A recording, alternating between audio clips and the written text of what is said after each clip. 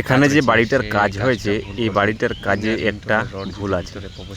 কলমটা একেবারে 10 ফিট তুলে নিয়েছে, এটা 1 নম্বর ভুল।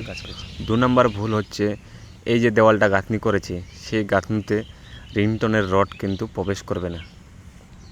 আর যদি রিংটনের রড যদি কলমের মধ্যে প্রবেশ না করে তাহলে এই সরাসরি কলমের পাশ দিয়ে ফাটল সহজে চলে আসবে। এটা একটা ভুল। মোটামুটি 2-3টা ভুল আমি এই বাড়িটা দেখতে পেয়েছি।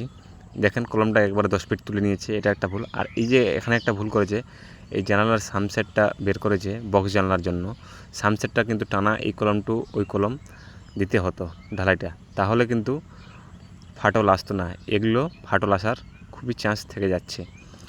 আরেকটা ভুল যেটা আমি দেখলাম, সানসেটগুলো খুব পাতলা ঢালাই করেছে 2 ইঞ্চি, এগুলো কমসে কম 3-3.5 ইঞ্চি ঢালাই করা দরকার ছিল, তাহলে কিন্তু ফাটল আসতো না।